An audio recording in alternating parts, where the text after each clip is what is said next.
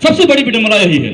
अब बताइए, आप किसी अन्य सवर्णों को आप अशब्द का प्रयोग कर रहे हैं, अपमानित कर रहे हैं। बाबा साहब ने अनवरत मनुवाद के खिलाफ लड़ाई लड़े।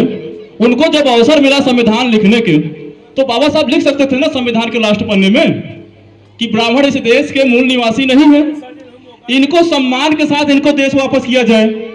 लेकिन बाबा साहब ने ऐसा नहीं लिखा, क्योंकि बाबा साहब किसी विशेष व्यक्ति जात के विरोधी नहीं थे, उनके गलत विचारों के विरोधी थे। बाबा साहब ने उनको भी इस देश में रहने की आजादी दी, उनको भी संविधान से अधिकार मिल रहा है।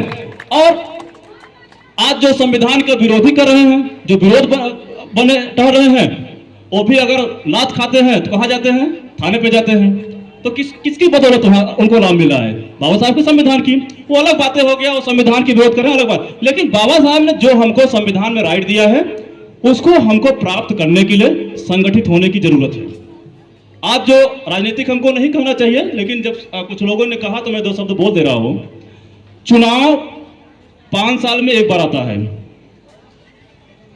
यानी 4 साल 364 दिन बाद एक दिन आपको एक प्रतिनिधि चुनने का आता है सरकार बनाने की।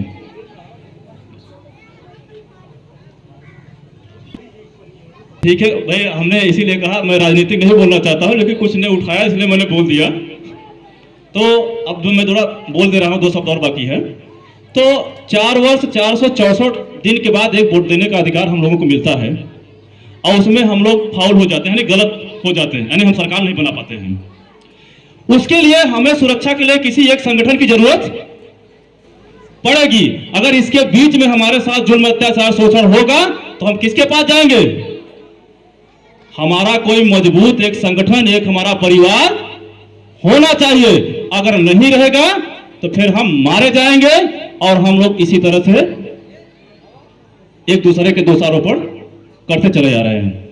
इसी बात में अपनी वाणी को विराम देने से पहले एक बार पुनः मैं यहाँ पे उपस्थित सभी सम्मानित गणों का मैं हार्दिक स्वागत अभिनंदन करता हूँ। इस कार्यक्रम के सभी आयोजक गणों का मैं अपने तहे दिल से हार्दिक स्वागत करता हूँ। मैं आप लोग को आज संत गुरु रविदास जी के 648वें जन्म उत्सव को अपने तरफ से ढेर हार्दिक शुभकामनाएं देते हुए मैं यह शपथ लेता हूं कि अगर मेरे बहुजन समाज के साथ कहीं भी जुल्म, अत्याचार, शोषण होता है, आप मुझे याद करिए। आपका बेटा, आपका भाई 24 घंटा आपके साथ उपलब्ध रहेगा, चाहे थाने का मैटर हो, चाहे जिले का मैटर हो। इसी बात में अपनी वाणी को विराम देता हूं। जय संत गुरु रविदास जी, जय भीम, जय बाबा साहब, जय संविधान।